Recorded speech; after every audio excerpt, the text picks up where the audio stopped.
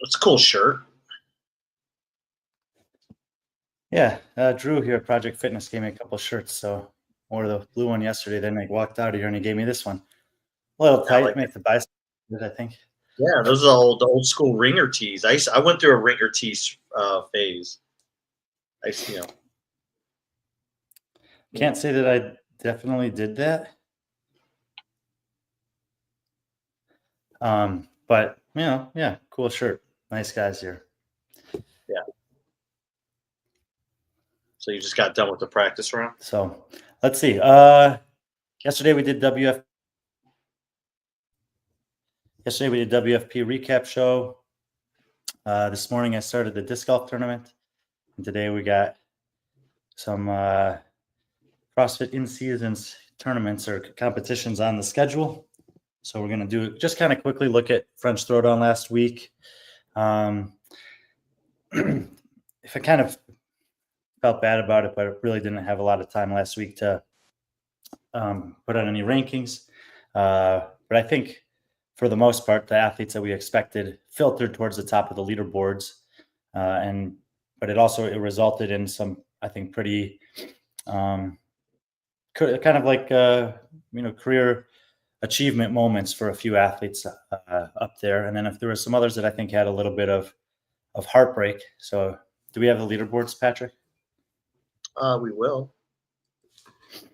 I think, I just thought we'd get it out of the way because I didn't get a chance to watch any of it, but I definitely wanted to recognize the athletes who performed there, who competed there, who did well, and talk about a few things that I did get a chance to see or even interact with a couple of the athletes about. I actually invited a couple of them to come today to the show, but it's pretty late over there, and only Patrick likes staying up this late to do shows with me.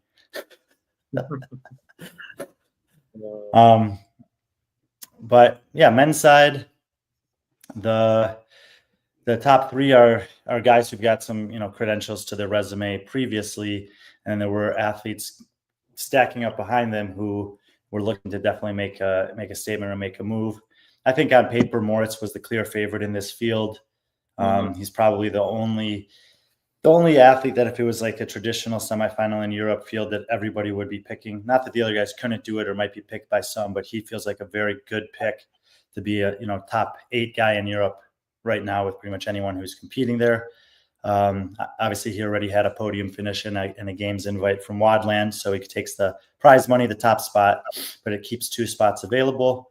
And they go to 2 guys in second and third there who also have some experience at the CrossFit Games. Branislav Lenkovic, both as an individual and a Masters athlete, where he had a podium finish last year.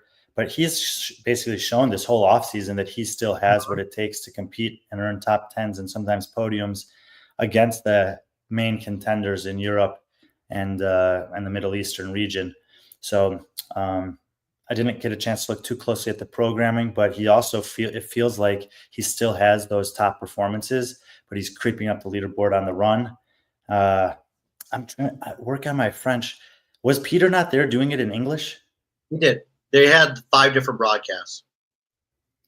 5 different broadcasts? So CJ, maybe you can watch the English one or the Irish English, whatever you want to call it. And then Callum Clements. Callum was one of the guys I reached out to see if he'd be interested in coming on the show. He had he's had obviously that breakthrough last year. Final day was great with the snatches and the lunges. But his skill set is becoming more and more well-rounded, and he has some of those finishes in the 15th through 17th range, but a lot of top 5 finishes as well, an event win there. And I think this really came down to him and Nika, and it looked to me, from what I was able to tell, that Nika Maizaradze made a really bad mistake on the sandbag workout, and that basically, I think it's event 5 there where he took the 28th, and I pretty much think that cost him a top 3 spot, and Callum capitalized on that. If you look, not watching it and not being there, I can't know this for sure, but after that workout, everything turned for Nika with the performances. 6. Yeah. And Callum was trending the other way. The back half of the competition was generally better for him. So it was a really, over the course of these 8 scoring opportunities, the trajectory was like all in Nika's favor, and then it just suddenly made this big shift in Callum. The more veteran, the more, accomplished athlete between the two ended up taking the spot there on the podium and also for the games. Yeah, I mean, like you said, a hell of a start for Nika. A third, a sixth, a first. I mean, that's 9, 10, 13. I mean, that's an average of, what is that? Average of, sixth place or second place or whatever. I mean, um, 10, 13. Yeah. A third place at a third place average over 4 events. I'm pretty sure he was at the lead up, and then he said that 28th, and it kind of fell apart. Whereas Callum was the complete opposite. I mean, he started off a little slow, 17th to 16th, a 9th, and then he got that third, and then a 6th, and then just kept on going, a first, a 15th, and a 5th. By then, the work damage already been done with that 20th Right. finish by Nika. But yeah, Moritz in true Moritz fashion, like I said, pretty much dominated, and then of course he ends it with an event win. I mean, that guy knows how to close better than anyone else in a competition. And I mean, it was a short workout, and on those in that time domain, 2 to 5 minute time domains, Moritz is very lethal. Yeah, especially if it's a couplet, or triplet, something like that. Classic CrossFit, low volume reps. And then Braun, I think Braun, ever since Belgrade Games, he finished. He's just kind of been on an upward trajectory. And then we talked about it. I was really impressed by what I saw at Wadland. I mean, a top 5 finish by a guy who, a lot of people just kind of look at as, oh, he's just strong. And yeah, he's another guy like that 2 to 5 minute time domain, anything Olympic lifting. But, you mentioned it, he's kind of shored up his running a little bit.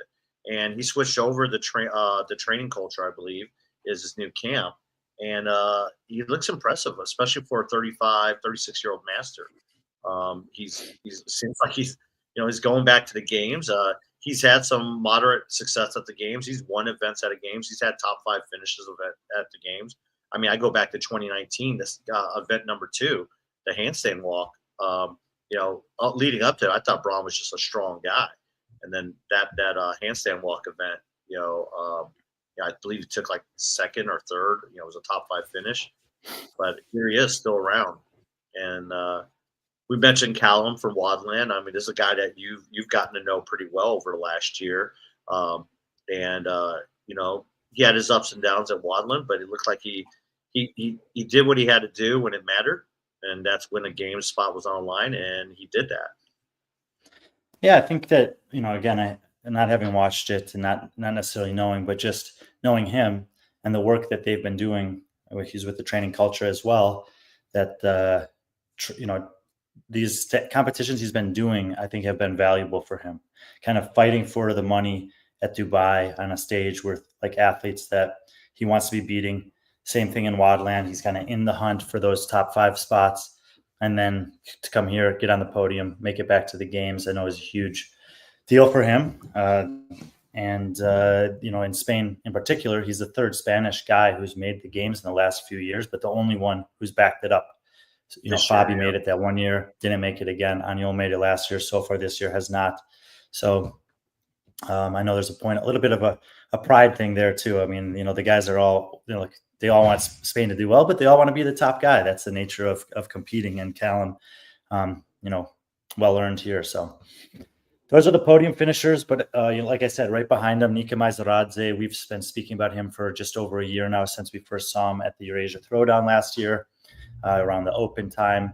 Fabian Hermans had a great performance in Wadland as well. I think he was 8th or 9th there, climbing up here against a field that I say was just a little bit weaker than that field was. Jan Arne Finkenberg, who had taken 2nd place at the Eurasia Throwdown a couple weeks ago, too, Nika Maizaradze. So both of them had good performances here, competing twice in a short period of time. And then Jorgos Kervis back on the competition floor, so it's always great to see him there. I don't know the guy who's in 8th, Eric Zuckold. I've never seen this name before. So a new name there that maybe Peter or someone who's there has some information on, but this is a brand new name to me. And he's ahead of Sven Jeans and Anestis Artemis, who are accomplished athletes that both, you would expect to be in this top 10. So this is, we always talk about it, that there seems to always be one at these competitions. And in this case, although I don't know much or have much to say about him, Eric was the name that I looked at here, and I was like, interesting. He's young. He's 25 years old.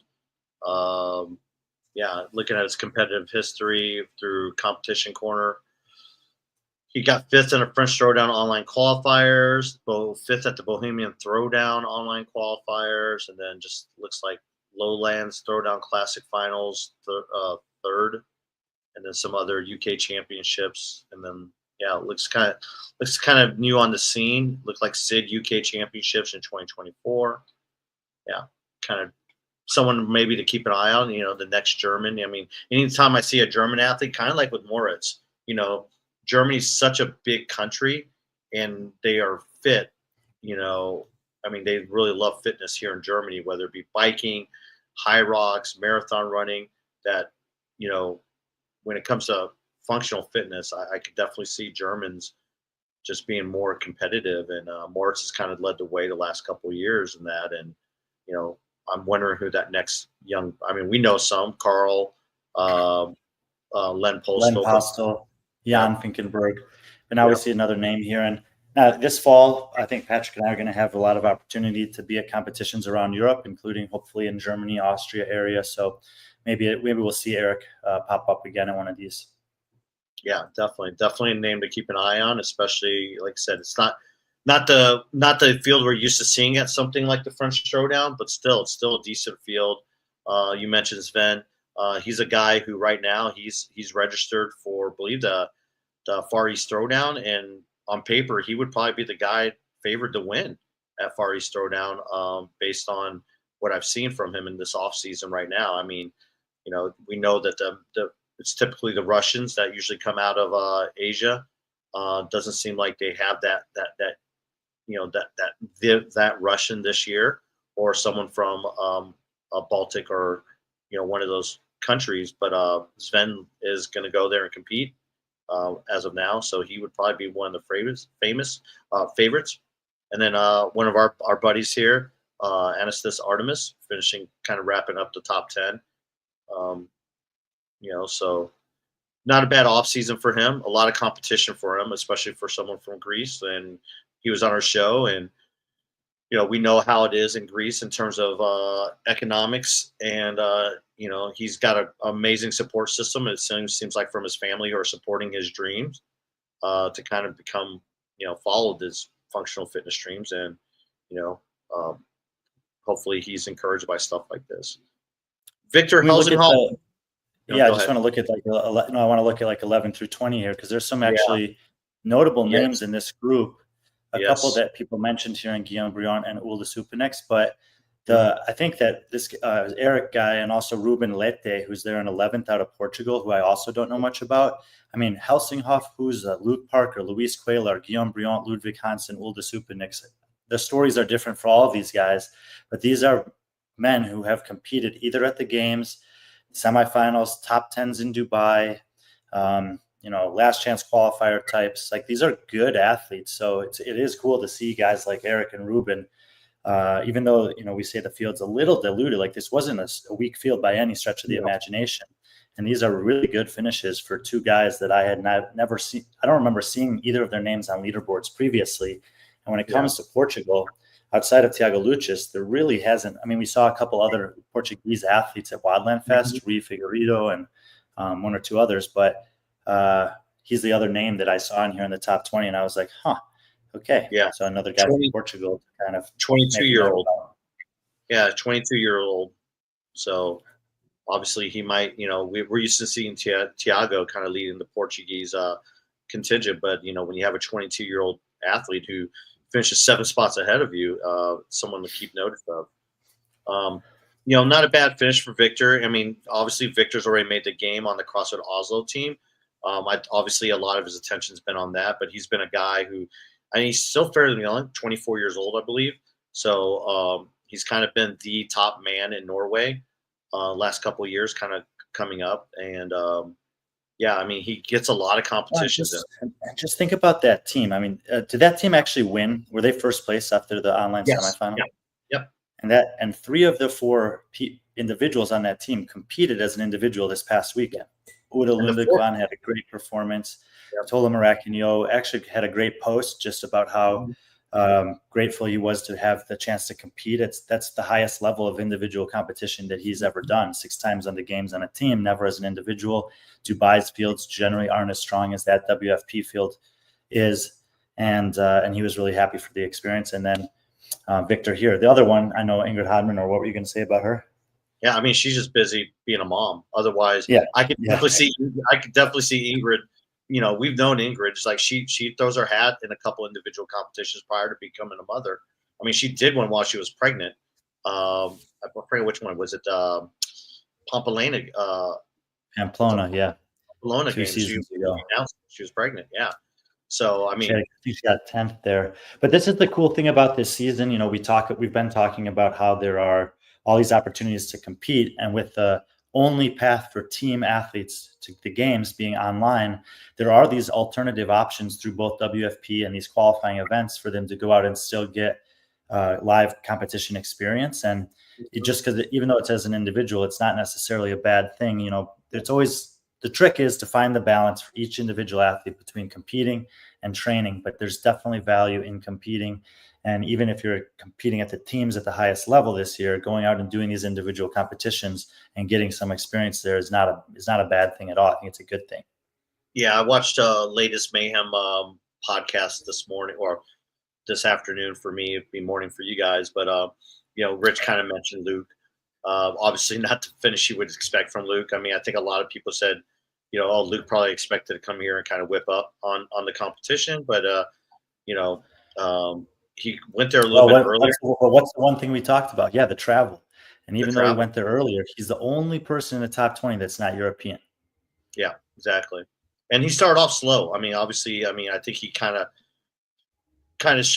fixed it towards the end here, a 27th, a 34th, a 25th, and he got a second, a ninth, a seventh, an eighth. But the damage had already been done by then. So, you know, for him to finish top 20 after just a brutal start, you know, it's still impressive. It still shows the ability of someone like Luke Parker. I do believe he has one more competition left. I think he might be doing syndicate. Yeah. And then you know, you mentioned Luis, who we've seen since Dubai, and then Brion Guillaume, who's, you know, just one of those guys who, you know, he's just trying to make it back to the games. And then Oldest, you know, this kind of, you know, had a great start to French Throwdown last year, kind of fell off, then got an injury. He looked really strong when it came to the online portion of the season. And he had a good performance at the Pixel Showdown in February. So this, you know, I haven't spoken to him, but this was a bit surprising to me with how good he did in those recent competitions since coming back. I thought he would be in the top 5 here. Yeah, so did I. Maybe the injuries caused him a little bit more issues than he's putting on, but yeah, and then yeah, kind of looking at. Let's switch over to the women's side. Similar at the top here in terms of the top athletes not taking one of the game spots, but Elisa, as we've been talking about, super comfortable and confident with the decision she's made, and she's having great performances in competition because of it. You know, we spoke with her after Wadland, and it feels like everything's basically the same here. That she's just, I mean, look at these finishes. She had a bad finish to start, but was it all top 5s the rest of the way?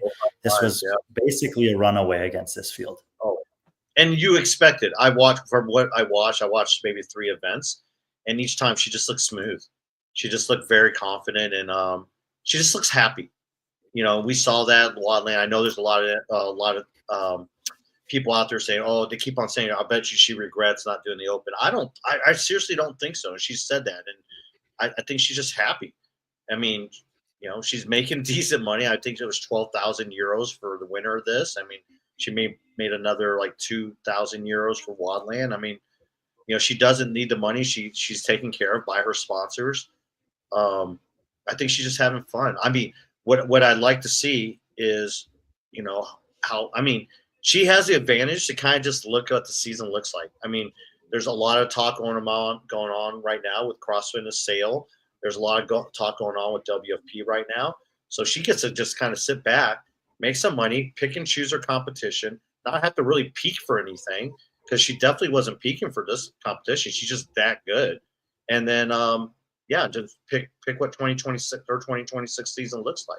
I figure whatever choice she makes, she's gonna do well in, and she's gonna come in with a really good frame of mind because she just didn't have it this year. Yeah, I think anybody who's trying to suggest that she regrets the decision, that's what they want to be the truth. That's not her truth, and her truth is the only thing that should matter to her. So I think she's pretty happy with that. Is Uldis going to Turco Tumiopiva, or maybe I made that up? I might have heard that also. I haven't actually looked to see what the finalized roster for that is. They have 15 qualified spots for the elite division and 5 invited spots. So I don't actually know who the 5 invited athletes are. Yeah. But either way, Claudia Gluck taking second here. And I would say similar on the men's side with Moritz, Elisa would have been like in a traditional European semifinal, one that almost everyone would be picking to make it in a top, 8 spot. And Claudia Gluck would be kind of a fringe top 10, definitely has the potential to be well within that top 10 in Europe. But again, looking at the women's field here, I think no surprise that Claudia Gluck is on the podium. Yeah, it's pretty. Pretty impressive. One really bad finish, and then a lot of fifth place. Top 5 finishes and 8th there, and then she ended with event 7 was 13th. But she looked good the events I watched her, and she was moving really well. Obviously she's one of the better like body weight squatters out there. It was very impressive performance by her. There was a lot of talk about Lucy being kind of emotional on the podium, but Claudia was just as emotional too. A different type of field, I think. I think last year, it just seemed like a packed stadium. Didn't seem like it was the same atmosphere as they had last year. It maybe a lot of that's because there's only, you don't have 11 spots or whatever. It just, I don't know. Well, it's the semifinals are not what they were in the past. Yeah, right? exactly. That was the European Championships the last couple of years. Like that was the big one, with the exception of Rogue, which is very selective people who can compete there. It was the biggest stage that anybody who's from Europe would have a chance to compete in. And, qualifying for the games clearly is still meaningful for these athletes, but the qualifying stages don't have the same impact because of the way the season's structured this year. Yeah. And then you got Lucy. With her, it's never been a matter of when or if, it's when she was going to punch that ticket to game. She's been kind of flirting with it. She hadn't really shown it in a live competition, but like online competition, she's always been like really close to qualifying, including this year. And I believe she actually might be I think she might have qualified actually through the online because some of that stuff still going on. She might be. I have to check. She might actually be in it. She might actually get a spot through the games through the online semifinal. If that's the case, I don't know which one would happen. You'd probably get the whatever you qualified in first, which would have been the online semifinal, would be what she would accept. So there might be a backfill opportunity here. I have to confirm that. I see people in the comments sections DMing me, and like the season structure is confusing. Yeah, the rules are changing on the fly. There's this May 19th deadline for semifinal, but exactly how that's going to affect all these different competitions, even the people who are trying to follow it as closely as possible aren't even necessarily aware. So it's pretty frustrating for the athletes, I would think, to not know exactly what the scenarios are. But if you're Lucy McGonigal or any fan of hers, one way or another, she's earned a qualification to the CrossFit Games. Obviously, she's been given some great opportunities and held her own with some big names in the sport. I'm not sure in a traditional format how well she would stack up against the entire slate of European women, but there are plenty of good athletes with good competition experiences below her on this leaderboard. And, I think this is a well-earned and deserved opportunity for her. Yeah. Here's that leaderboard I was talking about. Maybe, she would get the spot here, or I'm not sure. But either. My understanding is that she would get this spot because this competition, like assuming that score is confirmed, that would have happened first. So every competition up to TFX, I think, or I'm not sure how TFX works, to be honest, because it's in the middle of the deadline. But my understanding is Lucy would get the spot from French Throwdown, which means Jen Muir would get the spot here. Okay. If everything holds. Yeah. Okay. Because I wasn't sure if that meant like someone like Aline Wirtz would get the backfill spot from French Throwdown, or which one to take. Well, and I that's why guess it's like it's a little convoluted, right? it is. Like, It is. what's better? Is it better to be a 12th place in the online semifinal or fourth place at this live competition in France? Mhm. And Yeah. who knows? Aline Wirtz versus Jen Muir in a random competition, it could go either way. So Yeah. both of them have been stacking performances and experience that put them on the fringes in Europe. And look, the field in Europe, especially on the women's side, is very diluted this year. There's no Emma Tall, Laura Horvath, Gabby McGowan, or Karen Freyova, or Elisa Fuliano. Like possibly the top 5 European women are not competing in the game season this year, and Amy Kringle is probably is in that mix as well. But the point is that there's a lot of opportunity in Europe, and what we've always said about athletes like this is take the opportunities when they come. You can't control who shows up. You can only control the work you put in and the performance that you have. And Lucy McGonigal and Jen Muir, phenomenal performance, and got what they've worked for. Yeah, it's funny because I was talking to Jen Muir's manager, Rory, and at the time, it was at WFP, and I was asking her, I'm like, what's she concentrating at this year? And he's like, probably WFP, because I don't think she's going to get a game spot, because there's not going to be anything left over. And at the time, she wasn't in a position where I think she was like 15th or 16th.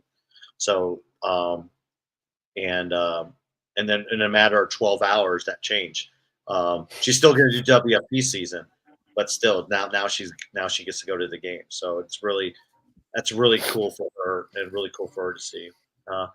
You mentioned, and if you think about for Jen at this point, she just came off 3 straight competitions. She's probably completely spent, but she doesn't have to do any competitions until the online qualifier for WFP if she wants to continue to pursue that. That's in early July, and coaches can build in a competition week like that in a multiple month run up to the CrossFit Games and have it work within the context of their programming. If she makes it to Mesa in either division, then she can come to the States, but she'll probably, she'll have this choice. Do I stay here for a month, or do I make the trip back and forth during that time period, which is, from a financial perspective and logistics and everything, it's not obvious what the best choice to do is there. But what I've noticed over the last couple of years, especially, is that a lot of the training camps or the coaches or whatever in the United States, when this happens, you can reach out to them. Like, I don't think Emma Tall is a proven athlete. I could be wrong, but they hosted her and David Shrunky for a couple of weeks leading into WFP. Yeah. So if you're Jen Muir and that's what you want to do, reach out to whomever and just see. You never know who's going to say yes and provide possibly a place to stay, or at least a place to train, so that you can have a great performance in both Albany and then Arizona later the same month. Yeah, definitely. Aline Wirtz, it's kind of part of that Swiss contingent of her, Mirjam Van Roer, and Colin Bossard, Nicole here. Yeah, Nicole here.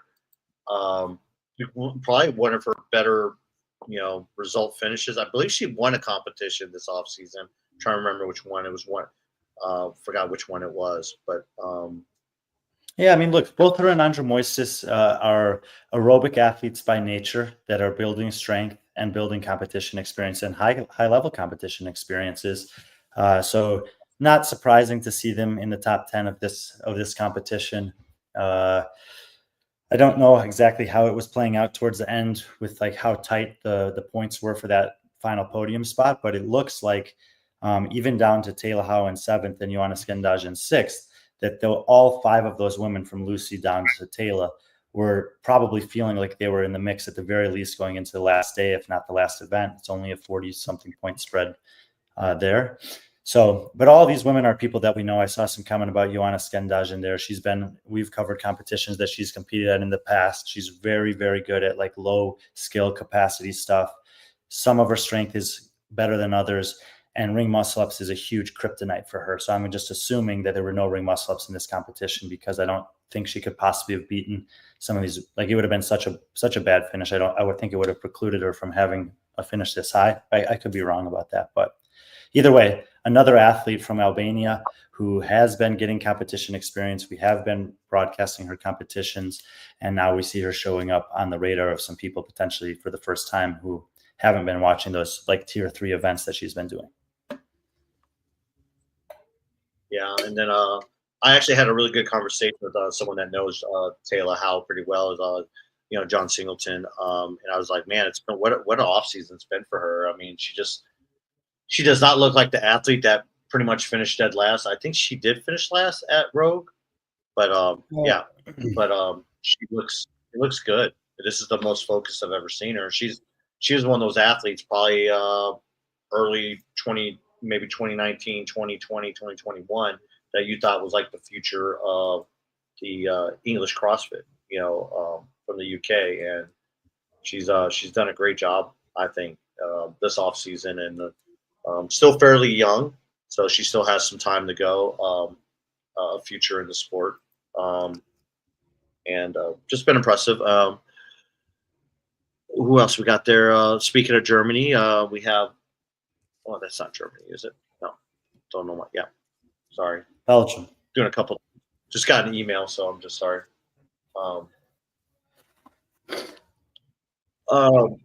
But I guess outside of the talk of, the games births, there's obviously a lot of talk about Mirjam, her collapsing during that final event. Up until that point, she was actually doing pretty decent. Let me see, pull up some of her finishes here. We're looking at, an event win, a couple top 5 finishes. Started off pretty strong, but she, in her post, she mentioned just like there's some workouts she just doesn't flat out remember what the workouts were. And yeah, I mean, obviously seeing the footage of it is very scary. But to hear her write about it or read what she wrote about it, and the just like you said, lack of consciousness almost in some of these workouts. I'm happy that she's clearly or seemingly okay, but it's definitely like a curiosity that I still don't feel that good about it. Like something feels kind of weird, and I don't know if she'll be able to get more answers for what might have happened there. But for the time being, just really happy that she's okay. Yeah, I agree. And then at 10th was someone I was, really rooting for. She was our leader after day one, Leah Storen, a 21-year-old out of Norway, part of that Krieger crew. A 6, a second, and then she kind of hit a wall there. Obviously, not she knew Isabel was going to be a struggle for, but struggled in one of the running workouts, which she just made a bad mistake. She ran with flat shoes. She's usually one of the better runners out there. So, but still, for someone young like her, coming off 2 years of being injured, this competition experience has been great for her. Yep, it's good to see her kind of healthy again and back out there competing hard and getting some of that competition experience that we talked about. So I think another step in the right direction for a very promising young athlete. Yeah, it's just good to see her out there. I think, and knowing her, she was enjoying it all as well. Yeah, and then kind of just glancing down there, Dana Pinchuk, who we got to meet out of Ukraine, another athlete who's kind of getting more experience. Connie Easby pretty well. It's just kind of, Margot Massette, who, kind of a disappointing, probably a little bit disappointing for her to finish, especially in her home country. Yeah, you just never know with athletes like that. Like maybe she was really gearing up for Wadland, and she had outside of one weird workout, she had a great weekend in Wadland, and we are seeing a lot of athletes who are competing on frequently in a small period of time, and I think there's some athletes that will stand up better for that than others. I haven't spoken to her, don't know necessarily what happened here, but it's definitely like there are definitely going to be athletes who have results in some of these back-to-back or 2 and 3 week competitions that may not be a genuine reflection of how fit they are in an optimal setting against the field. Not everyone's bodies or minds or emotions are going to be able to handle the toll of many competitions in a small period of time. So I don't put too much stock in this of like, oh, Margot's not that good. I think that Wadland was a better representation of what she's capable of than this. Yeah. I agree. Diana's fun to watch, easy to cheer for. She just got that edge, kind of like the tattoos, the piercings, she's got a cool vibe. Kind of almost reminds me. Well, and the other thing that's incredibly important, I think, about her, especially I think back to the podcast I did with Rich, where he talks about in the old days that the athletes were involved in the communities, whether they were owning affiliates, doing the level ones, coaching, whatever. She is that in Ukraine. And while there's there's some athletes like Moritz that we know that he owns these gyms and leads these communities, but some of them don't get the same type of recognition for that because they're doing them in countries that it's a lot more difficult to get that message to the North American audience. But Diana is absolutely one of those. And if you follow her on Instagram, you'll see that when she competes, the support for her is incredible. She is a beloved central key figure in the community there in Kiev. Yeah. And like CJ says, she's from Ukraine. The struggle to compete is real. And yeah, she coaches in Kiev. So,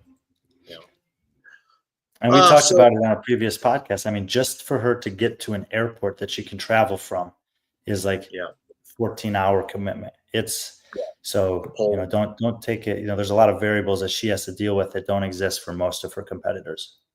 Yeah, and that's not even talking about the financial impact that has, so yeah, pretty interesting. So anything else you want to talk about regarding the French Throwdown before we move on to TFX? I don't think so. I mean, French Throwdown is historically one of the most well-ran competitions in Europe. It seems like it was that way again. For the most part, the athletes that you would have expected did well. A couple new names on the radar, which is always fun.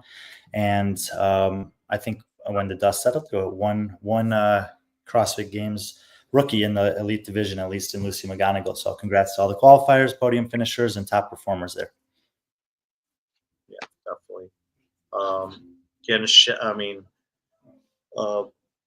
I believe it is available for replay on their YouTube channel, French Throwdown, if you want to listen to it in French. If you want to hear it in English, I believe I think Peter has it as hosting on his site. So let's see. What is it? Ryan just got here. Hope I'm missing Sid M Talk. He's talking about Sydney McAlishan. Obviously, we haven't got to that yet. And will there be a live stream for TFX? Yes, there is. I believe it's on their YouTube channel. They announced the live stream commentary team. I don't know exactly who's doing what role, but they have Chase Ingram, Angelo DeChico, Lauren Cleo, and presumably Lauren Smith will do the interviews. I think it may be a 3-person booth. Angelo, obviously coming off the Mayhem Classic, I think has gotten some people's attention, and Chase and Lauren with tons of experience. So they should be pretty well prepared. And it does seem like it'll be available to watch, which is great.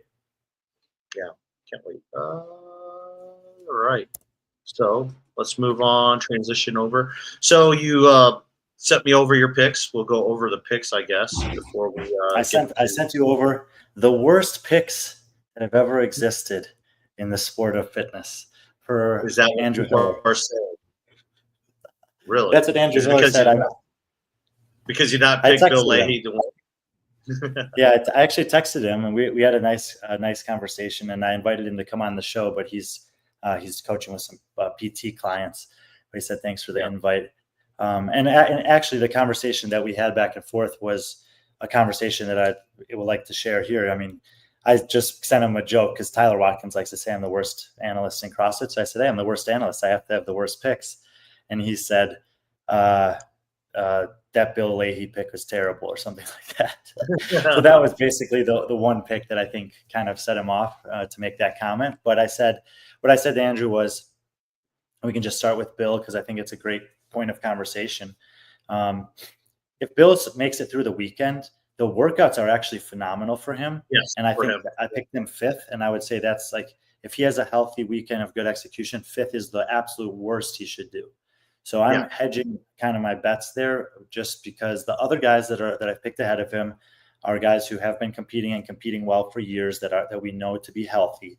And Bill, we haven't seen him in a while. So absolutely, people can go out on on the whatever and pick Bill to win it, and he might win it. He's won at TFX before, but I was being a little conservative there, and kind of going with what I thought the worst case scenario was for Bill instead of the best, just because he hasn't competed in a year. So yeah. Yeah, I mean, I went on Peter's show last night on around the whiteboard, and one of the questions is who do we think is going to come out of it, and I chose Chris and Bill. I really like these workouts for Bill.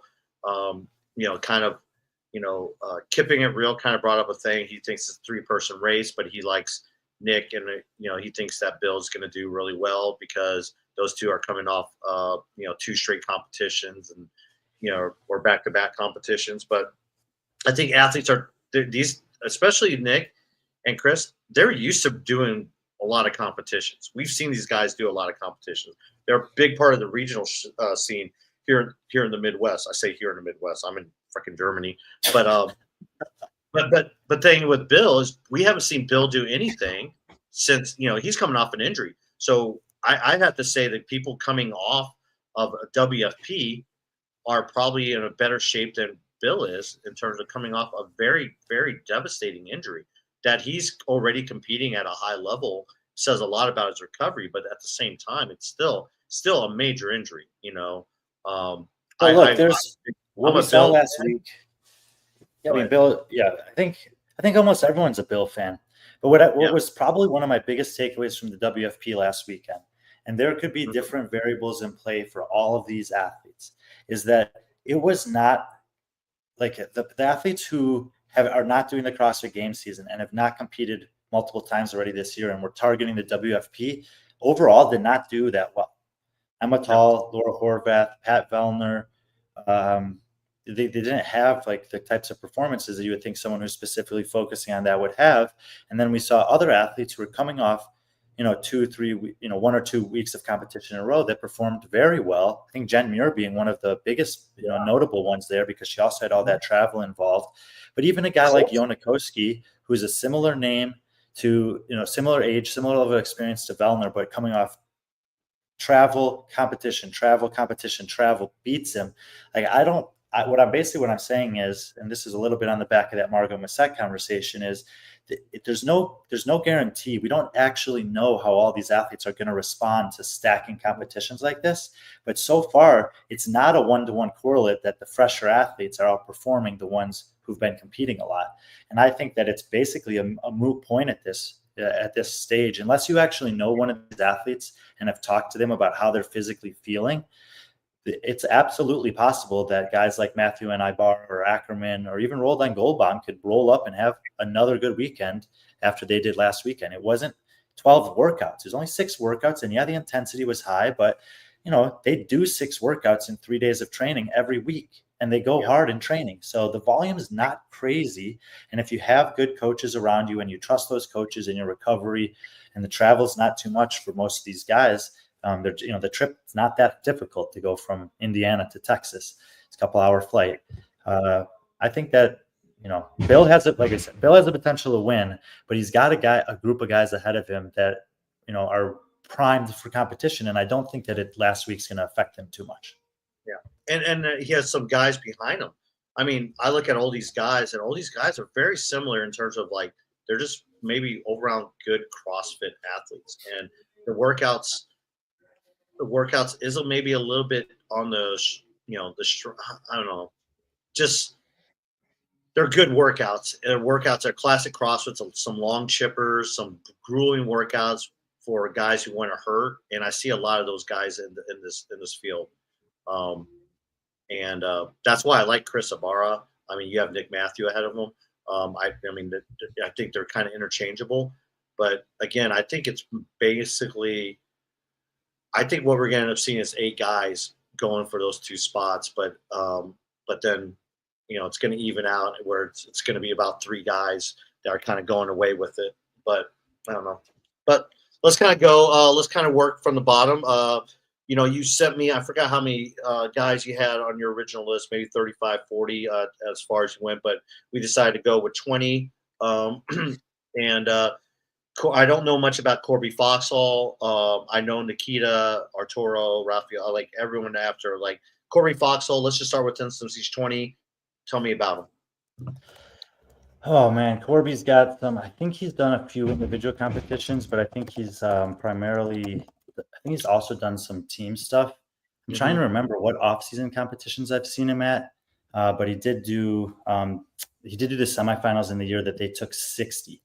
So he was towards the bottom of that field. I think he's done Fittest of the Coast before. But yeah, there's a bunch of guys. There were a lot of backfills in this division, and some both the men's and women's competition, which is expected because several of the announced athletes that are big names have already qualified for the games. So I think at these competitions they're not even allowed to compete. Whereas in Europe, kind of, I don't know. Well, either way, I think TFX they were allowed. I think it was Syndicate that said they're not allowed. So okay, the rules are a little bit messy, but either way, Alex Kazan, the James Spriggs, the Ariel Rolf for a different reason, Ariel Lowens, like they don't need to compete here, so they're not. And there were also some athletes who were coming off of 1 or 2 competition weekends that were withdrawing throughout the week, so there were some backfill spots. And there's athletes towards the bottom of this list, not on this page, but the rest of I think it was 36 that they allowed for at the limit here. So I didn't know some of them. So there may be some athletes down there like Eric that we were talking about with French Throwdown who's surprised and bump up here. But all of the men on this list I've at least seen compete at a semifinal level, Wodapalooza, or other notable competitions on the circuits that we've covered. Yeah. Well, let's go from 11 to 20th. Any of those guys that you can see crack into the top 10 and contend with the top 10? Probably, I mean, I easily could have bumped Trayvon up 1 or 2 spots, but I think Matt Brady is probably a little bit of a lesser known guy that's been improving in the past couple of years. He's got a history of competing at TFX and doing well there. I think this is definitely a stronger field than TFX usually rolls out, but he's had some top 5 finishes there. I think the year I streamed it, he was in the top 5. So yeah, Matt Brady potentially, because I feel like he's still trending in the right direction. He's a bigger guy. Long aerobic workouts are really good for him. Odd object stuff is good for him. The gymnastics is where it gets a little bit dicey. But I was looking at these workouts, and I don't think there was anything that was like too crazy on the gymnastics side. So I would say Matt Brady probably. Yeah, I like that. That's a good pick. Obviously, Trayvon at 11. I'm a Trayvon fan. He hasn't really. Maybe it's because it's just been a weird season, but I feel like he haven't seen much of him. I don't know. I think he might have withdrew from Wodapalooza this year. I know he was there. I just don't remember him kind of making a big splash like I typically see him. Maybe he just didn't do as many local competitions. Jacob Marlowe is someone that's kind of always been on our radar, especially when it comes to like West Coast type workouts. When I talk about like Arizona, Texas, Utah type workouts, that region. Lynn kind of agrees as well. And then there's another name in there. It's kind of well known, Leonel Franco. This is a guy who back in 2021 was last chance qualifier. Was kind of on trending up. I believe he moved up to the Washington area. He does train with Tudor Magda every now and then. He's just kind of one of those gypsy guys, don't know who he's really with. I think at one point he was with Underdogs, but I don't know what happened with that. But yeah, so. All of the guys 11 through 20 have competition experience. I know there were some guys, including, of course, Pool Boy, that was disappointed with my pick of Rafael Sanson here, but every year they're like super high on Rafael Sanson, and he just doesn't perform as well as they're advertising. He'll have 1 or 2 great workouts, and then he'll have some bad ones, and he seems to always finish in the middle of the field. 17th is dead smack in the middle of the field here. Yeah. Seems like everyone has their fans, so. I love it. Nikki Rogers, I don't know too much about. I saw Casey Strong on there. Casey Strong usually competes on the team, the density team. Yeah. I haven't seen him do many live competitions as an individual, so I don't know how well he could do, but he's definitely one of those guys that is very experienced on the competition floor with teams and has had a lot of success there, including going to the games. So he absolutely could be one of those guys I was referring to who isn't in my top 20, but could make some noise this weekend. All right, let's talk about 6 through 10. Right there at 10 is a guy we're really familiar with. I think most people who follow Reps Ahead will probably be familiar with. He's a Reps Ahead veteran. The guy, yeah, I wanted to call him the legend killer, or because he's a guy. Yeah, what I wanted to do when I was booking matches for Reps Ahead was have him go against like CrossFit legends, and we had him go against Con Porter, and took down Con Porter, and he was basically a young guy who was taking on Masters athletes and beating them pretty handedly. But Riley at 10 did really well at Wadapalooza in the RX division. I believe he podiumed at RX. So and then you go right into 8 and 9. These are two guys here who had games experience last year on a team, part of the Invictus Unconquerable team. Teammates rolled on actually is coming off. He competed at WFP this weekend, and also I believe he won the LATAM Cup at Wadapalooza, I believe, as well. And then we go in, and then you have Drake Lewis and CJ Gerald. CJ's been around for a while. Really good individual athlete, especially in that, like I said, Western U.S. Competition circuit. CJ and Drake are usually there, kind of winning or podium in a lot of those events. But 6 through 10, Brian, anything you want to say about those guys? It was difficult for me in this range of the leaderboard here. I think the competition leans a little heavy relative to skill. And so I would use, Drake would generally be a little stronger than CJ, but CJ's been really impressive to me. He seems like he doesn't compete a ton, but he seems to just be making incremental improvements. So I kind of wanted to give him the nod for that. Whereas Drake, I feel like he has a little bit more of the up and downs, but he's kind of, I haven't seen the leveling up necessarily. So maybe Drake will show me wrong this weekend, but that's why I gave the little nod to him there.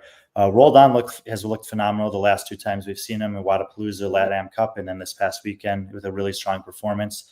So I definitely wanted to acknowledge how far he's come. But all these guys, I just saw them a cut below. Like, to me, the top 5 here was a straightforward for me, and not maybe the order, but that they were the top 5, and then this was sort of the next group.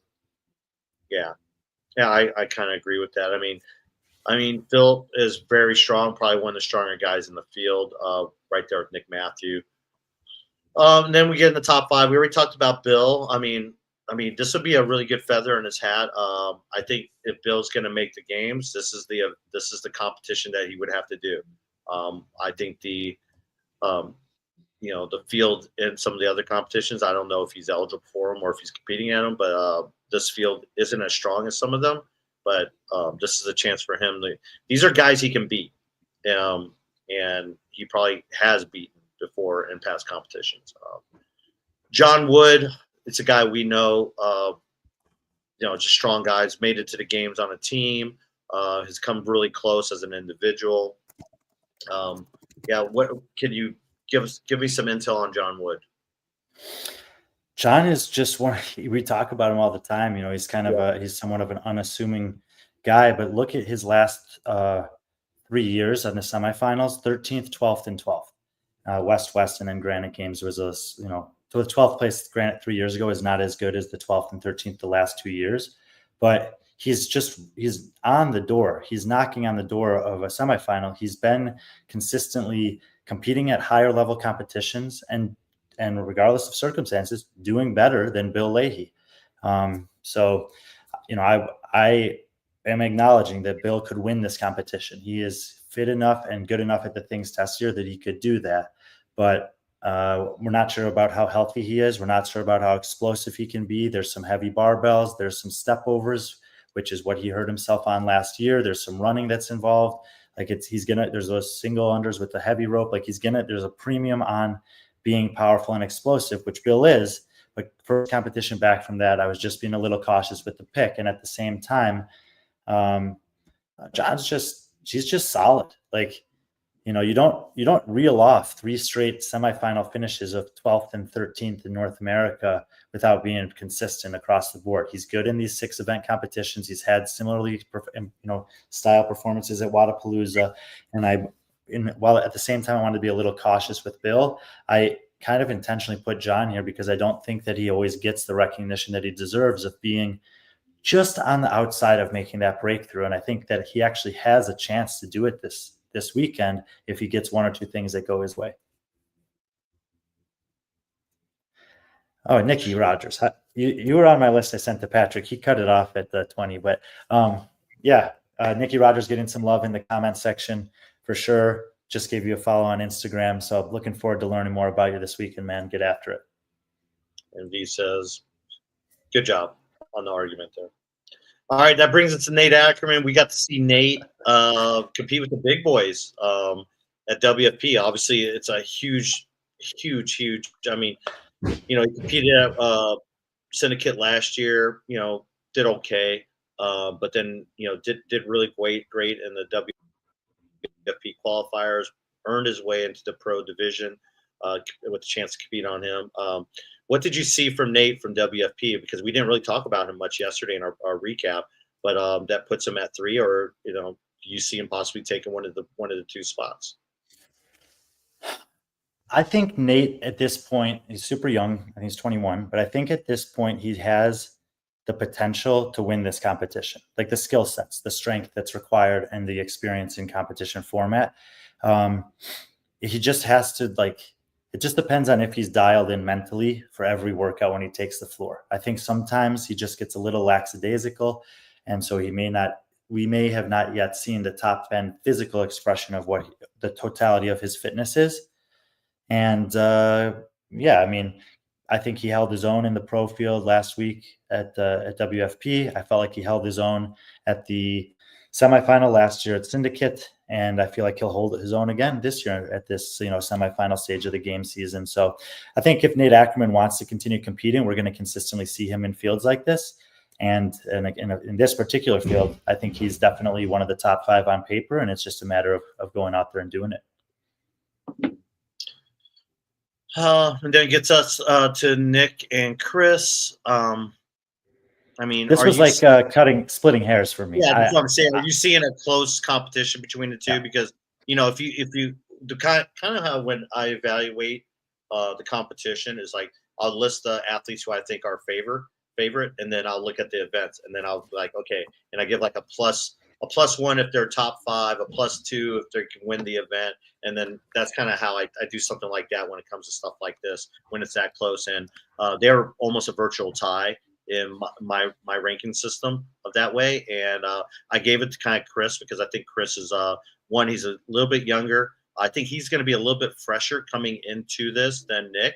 I actually think both those guys are going to be quite fresh, even despite WFP, because I didn't seem like Chris or Nick were really pushing themselves. Not saying they weren't, but in comparison to like the first, the final heat, they were mainly in the second or third heat.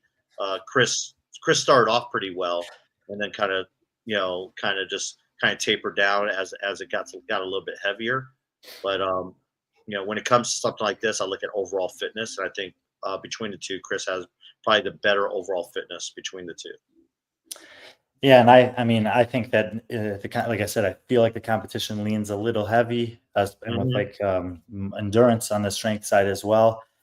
So I just gave Nick the nod. But if I was doing, which I'm thinking about, I was thinking about it now that we're really getting a ton of competition exposure for a lot of athletes. If I was going to do like a top 100 rankings in the world, Chris and Nick would be within 5 of each other for sure. Yeah. Like they're very close. I feel like in any given competition, it could go one way or the other. I would say despite how good Bill could, like his ceiling may be higher than any of these guys. Same thing with Nate Ackerman over time. But I think right now, Nick and Chris are the 2 fittest guys in this field that we know are coming in healthy, that are coming off a good competition. I didn't have long conversations, but I checked in with both of them. They're feeling good. They're ready to get after it. And I think that they can be beat, but they're the guys to beat this weekend. Yeah, I agree. So there you go. Top 20. Again, should be a pretty solid competition. I I just know have to Bud. put this comment up. This comment's amazing. Yeah. Philip Muscarella desperately needs a sandwich named after him. Sounds delicious. I could see it now. I'll take the Muscarella. Hold the mayo or whatever. And moving on to the women. Oh, and this is something to note here. It's like the 4 athletes that made up that Invictus Unconquerable team out of San Diego. All 4 of them from last year. All 4 of them are competing. Emily Rethwell and the woman that's in this picture right here, Hannah Black. So I thought that was kind of neat. But yeah, so the women, a little bit some more names, some familiar names here. So, but there's also, like we said, you mentioned before, there's quite a few names that dropped out. You know, we have Ariel Lowen, Lauren Stallwood, who competed at WFP, was dealing with a little bit of a back issue. I think that might have been the reason why she withdrew. Amanda McCann, Julie Holm, Emily Rolfe have all withdrew.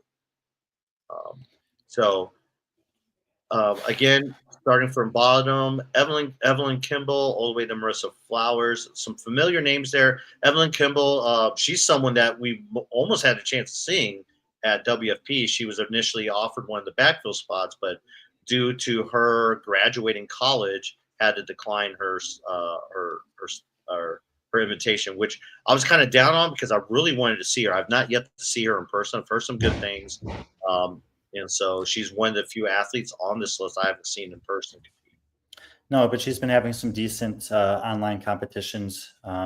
So just put her here in the middle of the field. A lot of the women below her is similar, where I just haven't seen most of them compete live. But most of the women ahead of her, I have seen compete live at least once or twice. And in these cases where that I'm giving them the favoritism basically because I actually remember watching them compete in person. And so there's definitely athletes who will be competing in this division this weekend who are going to be having their first opportunity to compete against some of the big names towards the top. And I would say similarly on the men's side, I'm expecting 1 or 2 of them to surprise and kind of, pop up on the radar after day 1 or 2 and maybe even make the top 10. Like the depth of field overall on the women's side here, I feel like is a little bit less than the men's side. And so that just means there's tons of opportunity for some new names to make a move. Yeah. What name 11 through 20 are you seeing potentially surprising you? I'm probably Morgan. I don't know what the top end potential for her is, but she's had some good competition experiences in the past. Is she still working with Taylor? Yes, they did online semifinals there. Her and her boyfriend, fiance Nick, they drove to Charlotte and they did it in his garage. And I believe last time I checked, she was 30th in the semifinal. Yeah, Really good look, impression. the thing is, Taylor's programming for the general population I think has kind of proven itself to be very, very good. He doesn't work with a ton of high level athletes, and we haven't necessarily seen what he's capable of with someone towards the top of the sport. Morgan seems to be trending in the right way. I think she's the most accomplished or best athlete that he's coaching at an individual level.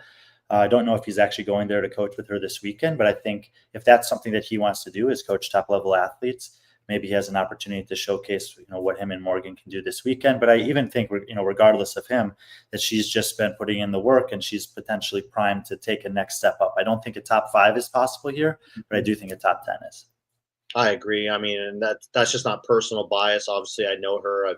I've worked with her, but I've seen a lot of what Taylor's been doing with her, and she turned herself into, she finished top 100 at the Open. She got some penalties, I believe, at semifinals.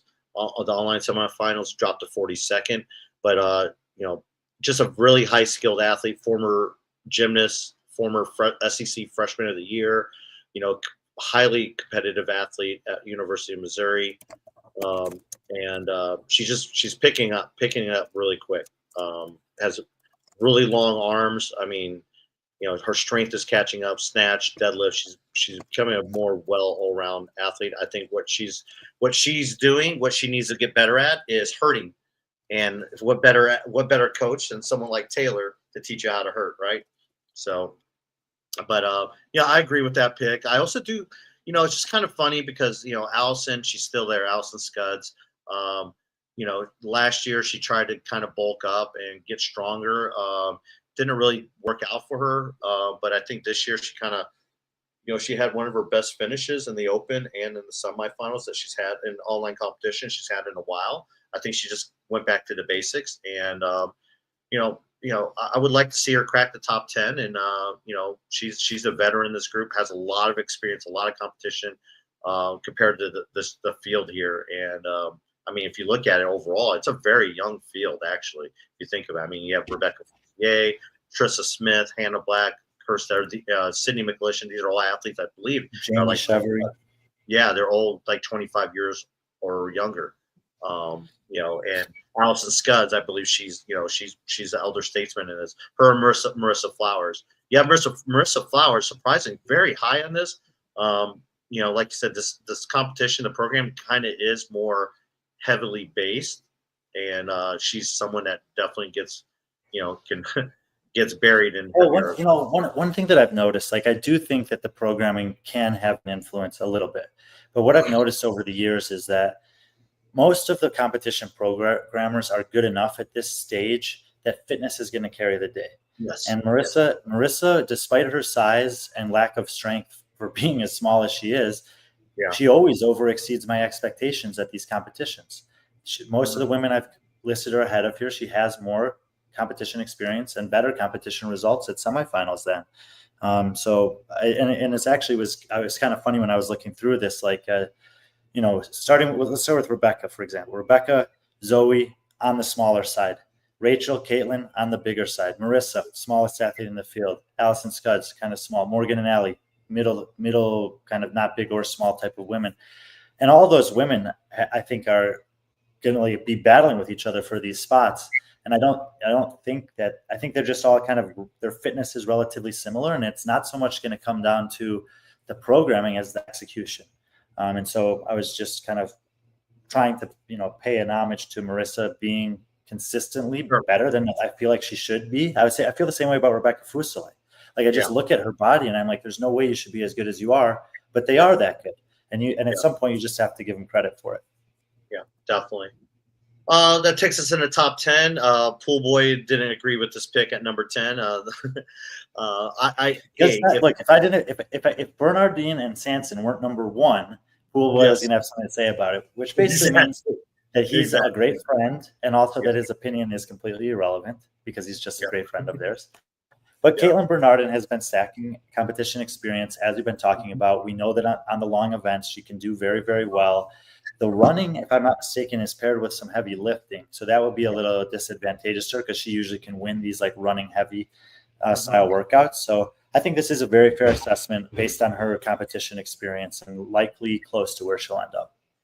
Yeah, I agree. I think so as well. I mean, a very similar event to what they had at West Coast, maybe a little bit heavier than what she was used to, but that was an event that she won. Rachel Noel, she's someone that we know as well. She's kind of been in that regional West Coast circuit.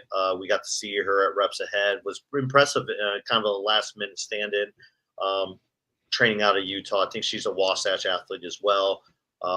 It's just a good mixture. I like her. PTRU with Adrian Conroy. That's right. Yep. So, and Zoe Warren, who was also part of that same Reps Ahead that we did. Zoe is just one of those athletes who, when it comes to online, she's always up there when you see online, competitions, but, she has yet to put it together in a live competition. And it'll be interesting to see what she does if she's healthy. Seems like there's always something happens, or she's healthy, or she has some type of injury, or has to withdraw the sickness, or something like that. So here's hoping she comes into this competition because she has a lot of high skills, fairly strong for a woman of her size, really good at gymnastics. So it'd be really nice to see her actually compete against a really good field. Yeah, I think picking Zoe here, I was kind of leaning into her potential, a little different than some of the other athletes where I was saying, like, this is kind of where their competition performances has landed them in the assessment here. But I think Zoe is, as you said, better than most people have seen and better than she's been able to show in live competition. there's no guarantee that she will show that, but I do think that she has the fitness to be in the top 10 of this field. Yeah, no doubt. And then we get to Rebecca Foussier, one of the more popular CrossFit athletes in the sport, in the space. Obviously we know her accomplishments, especially at the games. But it's been a struggle for her to get back to it. Yeah, I mean, in general, if Rebecca shows up to a competition, like three things are going to happen. She's going to have an amazing performance somewhere. She's going to get, struggle with a heavy thing somewhere, and she's going to do something that surprises almost everybody and inspires a large group of people. So I'd expect more of the same from Rebecca Foussier. I think she's a super fun athlete to watch because, somebody exceeding expectations and doing things that don't look like they should be able to do is motivational for so many people. So I'm not sure of what the top end against these women is for Rebecca, but I think that she should be in the top 10.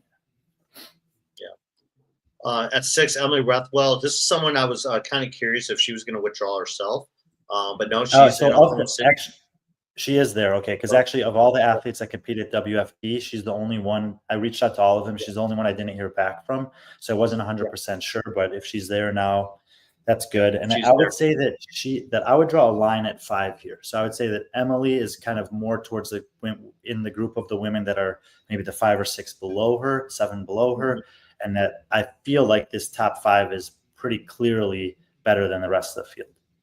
I would say that as well. I mean, Emily has obviously a lot of potential. She didn't really get to show that at the World Fitness Project. I actually thought, I actually picked her as someone who could possibly win that first event. She looked good the first few rounds and then kind of just fell off. I don't know what happened. Didn't get a chance to talk to her about that, but yeah, kind of going right there from 5, starting with Jane Chevrolet, who also competed at the World Fitness Project this past weekend. Yeah, and podium there, I saw someone putting a comment about, or CJ, tell me about Chevrolet. Suddenly she's everywhere. This is one of these athletes that Patrick and I have been watching for a year or two now. She's competing at semifinals, competing at Wadapalooza, competing in some of these smaller competitions, but getting on into the challenger division at WFP, making the podium there. I think I had picked her 5th, and she ended up finishing, was it 2nd or 3rd? So, not a surprise to see her in the top 5 of that field. She's young, but she's starting to really show a lot of well-roundedness to what she can do, not having very many bad finishes. And I'm not sure if she can beat the 4 women ahead of her, but I feel like she's to me, it's like 5th place just seems like where she's likely to finish in this field. Yeah. I mean, she finished 2nd, ahead of actually someone that you picked up ahead of her, Hannah Black. But but I think that this competition with the weightlifting in it, this is Hannah Black's competition. Like, she loves competing at TFX. She has a history here. She's gonna have fans and crowds here. I think she's gonna be feeling good coming off the podium finish there. And I think that both her and Janie are gonna be feeling like, okay, we finished at the top of the WFP field. Now we go against 4 women who are in the pro field. Hannah made the statement when the workouts came out, give us the same weights. We got the same weights now, obviously being in this division. And I think that they should be, I think that Janie and Hannah are going to be coming into this fired up to kind of say, hey, we finished towards the top of that field, but there's no reason that we couldn't be competing against women that were in the pro field. Here's your chance to show it. So I'm excited to see the passion that both of them bring to the competition floor. But in particular, I think Hannah is going to show up very motivated for this, which can be a good thing. But if you're too anxious, too eager, too aggressive, I think that's kind of what happened to Emma Tall last week. Yeah. Emma Tall was focusing on this so much, and she went outside of what we usually see from her with being aggressive early in workouts and fading fast. So I hope Hannah's able to channel what she must have in terms of fire and a motivation to do well here, and still have the discipline to execute workouts the way she needs to filter towards the top of each workout and ultimately the leaderboard. Yeah, since we're still talking about Hannah looked really good. Both her and Janie looked really fresh afterwards. Obviously, they did less weight when it came to the actual workouts, but of course, Hannah put up some heavy weight in that jerk competition. I'm 4 through 1. I'm really, really pumped to watch them do Isabel. and hopefully they're like right next to each other when they do Isabel, because those are 4 athletes who are, obviously Olivia Kerstetter, probably, I think she has the world record in Isabel right now. Nobody's beating Olivia on that workout. No, and I think the person with the second best time is Sydney, but Hannah has put up, she did really well. This will be Hannah's second time doing Isabel, because she did not do the online semifinal, but she did do it at Mayhem Classic. But Trista Smith, she's no slouch either when it comes to snatching. We got to see that in the snatch ladder at West Coast Classic. Yeah, Hannah looked really good, especially that first workout they had running. And Hannah is a taller, bigger athlete, a strong athlete, and she looked exceptionally well. She just got stronger. I believe her splits got faster through each round. I believe it was 4 rounds, right? That first workout? 5 rounds, but her splits were getting faster and faster. And it led to, I think what did she finish in that workout? She finished 5th in that running workout, behind Jennifer Muir, behind Janie, and I believe, who was the other one? Lauren Stallwood. So those are all traditionally like really good runners, and she finished 5th in that. So she seems like she's really shored that part up, and she looked like a runner out there. And she said in the interview with Lauren Smith, I've been doing a lot of running and a lot of burpees, and despite that, she's still towards the top of the lifting events. I think that Hannah Black is a scary athlete in that regard, and as she continues to improve on those just like monostructural outputs, especially with body weight where there's no machines and power output to lean on, that she's going to become more and more threatening. I think probably there's still 1 or 2 gymnastics things that she needs to improve on if she wants to compete at the highest levels, but I think that everything is trending in the right direction for Hannah Black right now. Okay, we're going to work backwards. And speaking of gymnastics, Trista Smith, you have that 4th. This is someone who just, she was kind of on the radar when she was someone as talented as her. You think that she would have won a lot more, won like a couple team titles. But the reason why she didn't was because of Olivia Kerstetter, because they're in the same division, same age. Also, another reason why is I think Trista, that programming at that time, she was too far advanced. And that's why it wasn't a big surprise seeing her with like, higher level programming at West Coast Classic, her kind of just succeeding. And we got to see that West Coast Classic where she kind of burst on the scene and just looked really well. Looked like she belonged there.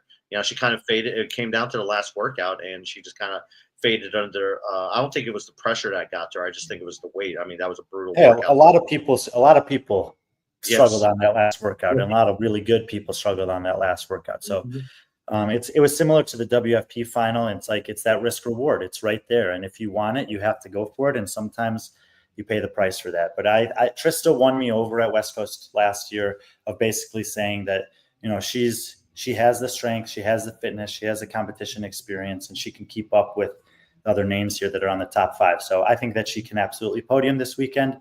I think that, the challenge for her is those 3 women that I have in the podium spots are very strong and very fit. And I do think that she's got a little bit of an uphill battle against them, but she's the one that if either any of them make a mistake, like, Laura Horvath made 2 mistakes last year and opened up the door or last week that opened the door. If Trista's the person that could walk into an open door, if one of these women have a workout that goes poorly right at the end and suddenly they finish 10 spots lower than they should have. Yeah. And I do want to point out the top 6 athletes that you have here all competed at WFP this past weekend.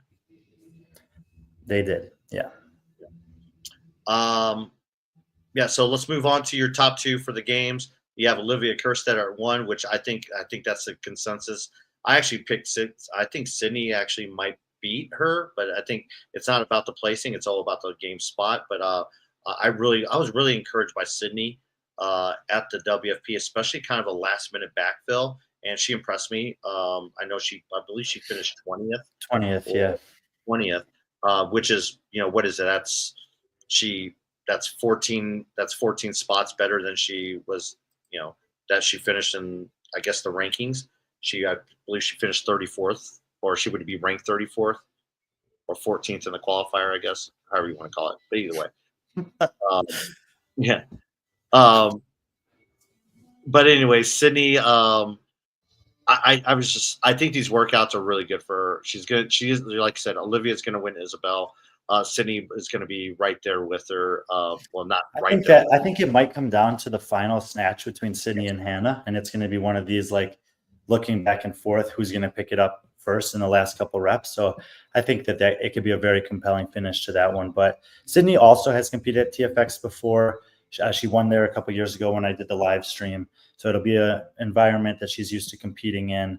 I saw a lot of people having conversations in the chat about Sydney, and she obviously had those 2 years where she was doing very well. She's had a few setbacks, but last week was very encouraging. And I, similarly to the women who did well in the challenger division, I think she'll be riding that high and trying to carry some momentum and fitness into this weekend.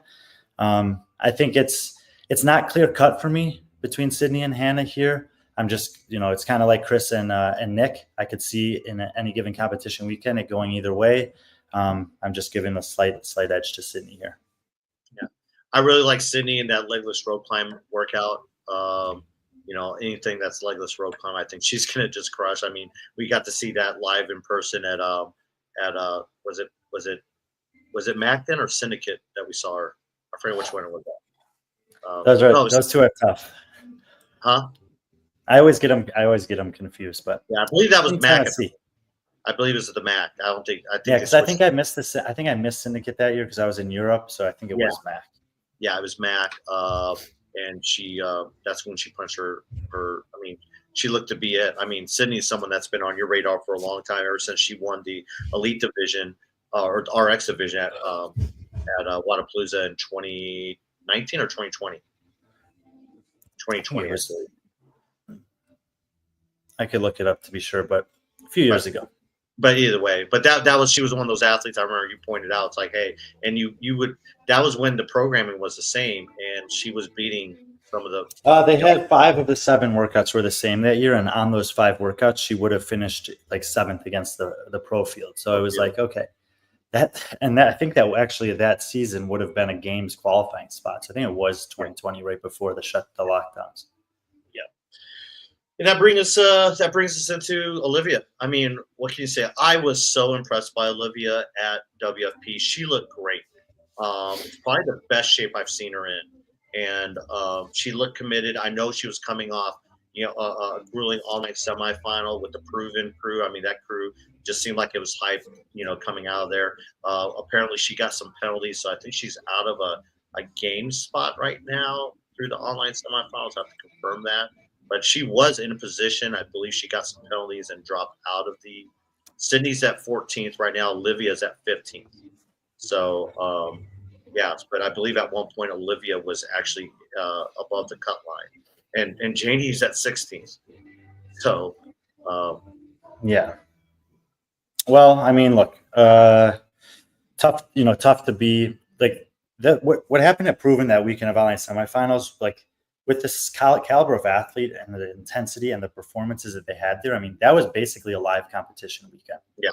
Then you stack it up with WFP. Now you stack it up with this, and you also have the emotional toll of thinking you're in, then knowing you're out, now having to go and do it again. But I had just a brief exchange of messages with Olivia, and I would say the most impressive thing that she could do right now is what she's doing, and at least the way she's communicating to me, which is that she's just rolling with it. She's in a good headspace. She seems like she's back on our feet and ready to compete again.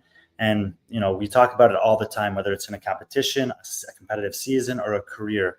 The difference between athletes, like career trajectories in this, is how they respond to adversity. Olivia's had adversity she's had to deal with at a young age already. And I think she's leaning on that here. She's coming into this weekend, not making excuses or dwelling on what didn't happen. She's looking forward and saying, I have another opportunity this weekend, and I'm going there to take it. So I think she's in a great headspace. I think she's clearly got a ton of fitness right now, like you said, potentially as fit as she's ever been. So as long as she's still feeling healthy after 2 weeks of competing, I think she's the favorite. Colton Fee won't have to do qualify for Pro Stop 2. Hot up. Yeah, I got from Barbell Spin.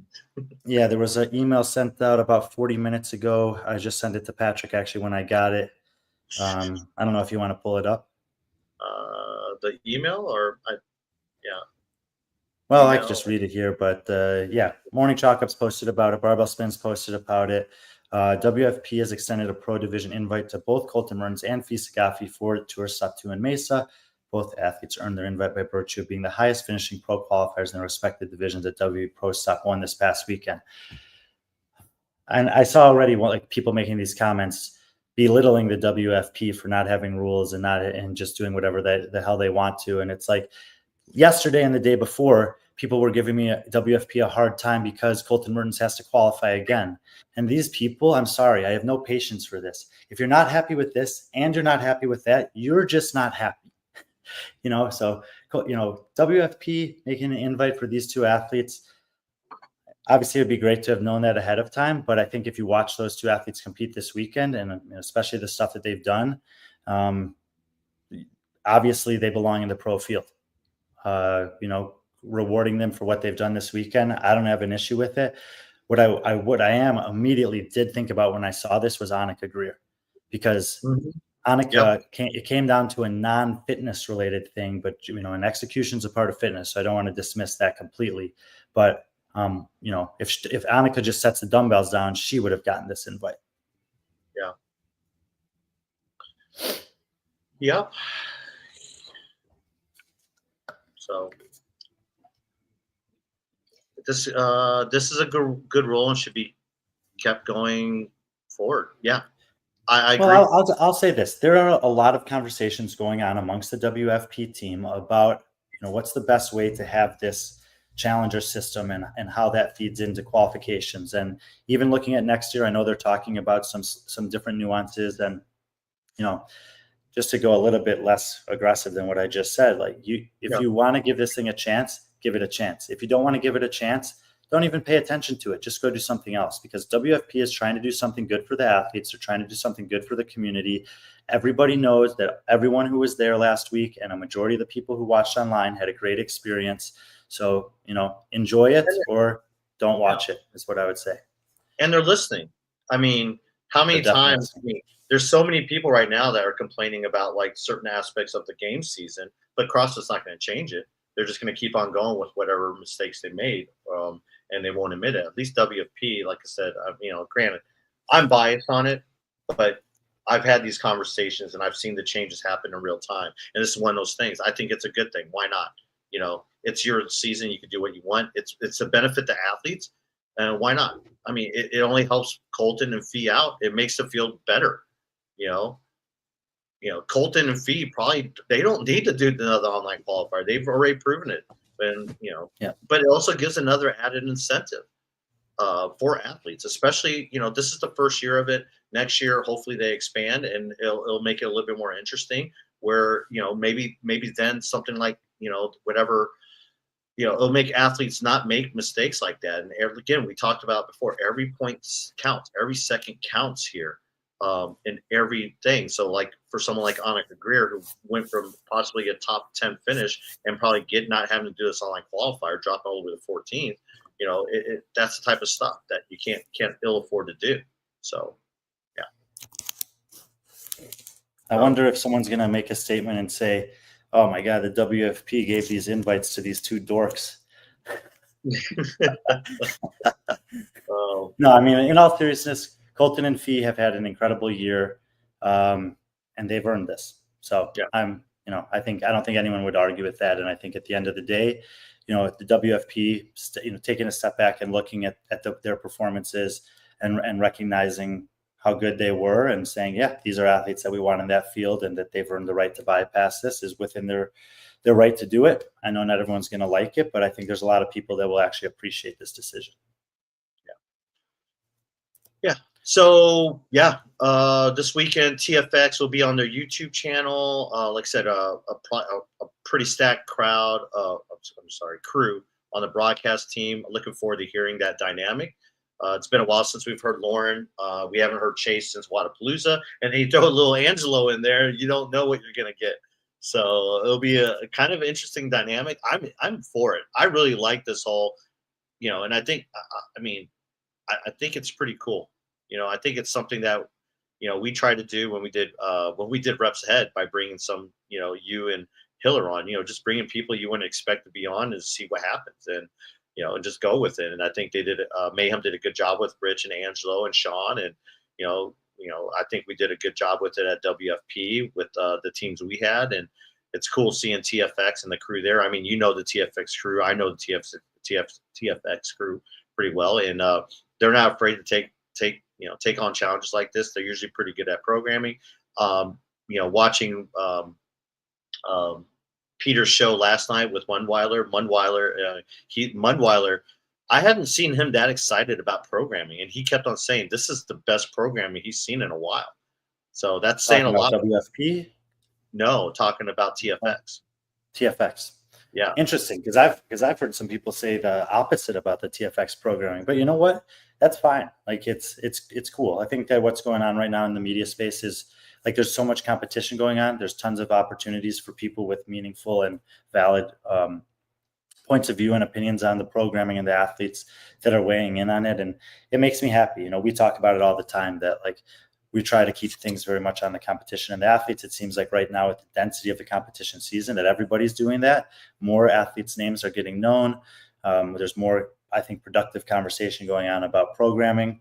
And, overall, it just makes me happy to see it. Yeah, definitely.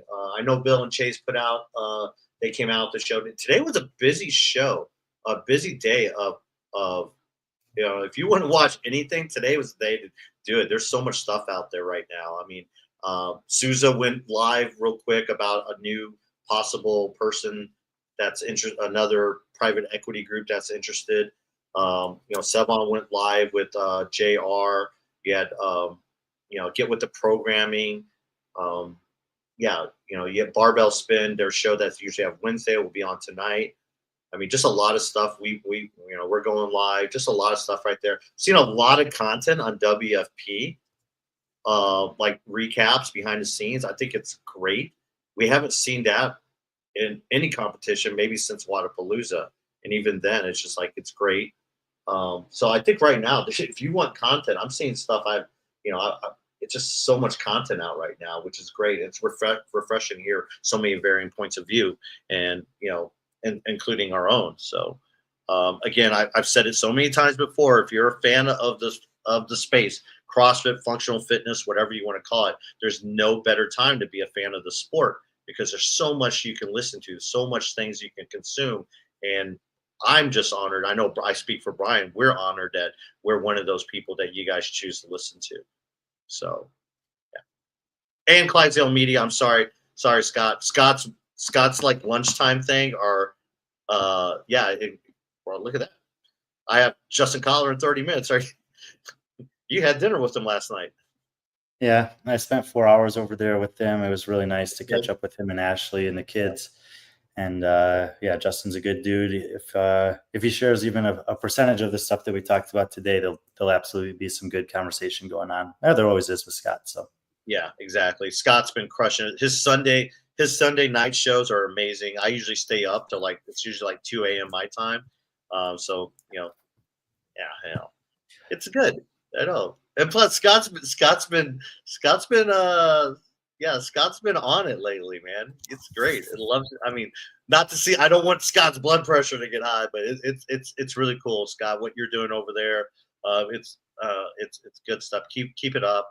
Prevo and I mean your crew that you have there is just crushing it. So keep on. Again, he's another person in the space. So make sure you get a like and subscribe to him as well as us. So, and then Lynn wants to do this. Shout out to Brian for killing in Las Vegas. Discus league. Discus.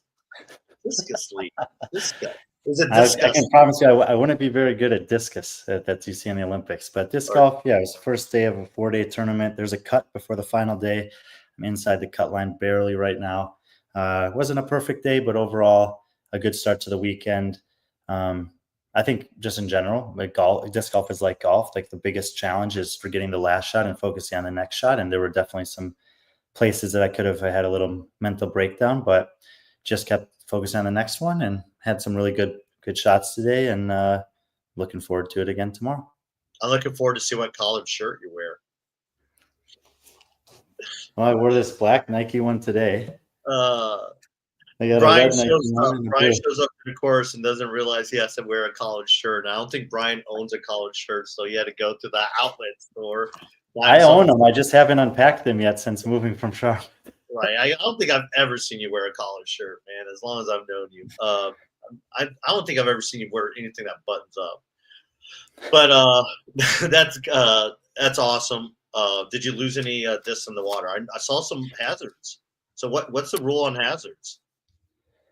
There's out of bounds. There's a little bit of water. There's bunkers. There's greens. I had a couple OB shots today.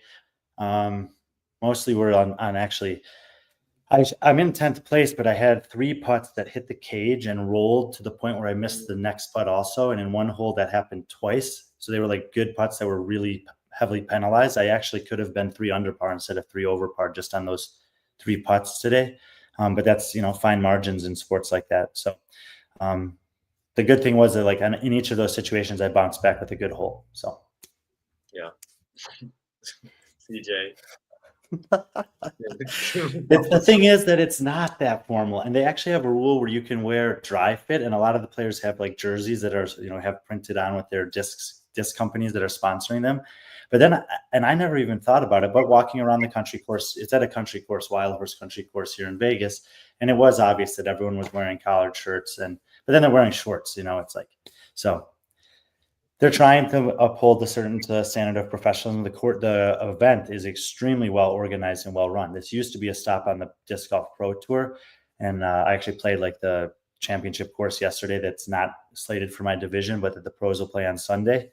Final day, Red Lake Tiger. Maybe I should save the red for Sunday if I make it. But then if I don't make it and I don't get to wear it, and it's definitely the best shirt. You can still wear it. You just wear it around. I guess I should have the mentality that I'm gonna make it. No, I'm gonna. I bought 3 shirts, and then we have one. The HCR CBD guys gave me one collared shirt that I can wear for them. So maybe on Saturday I'll wear that one. Yeah, you'll make it. We're all rooting for you.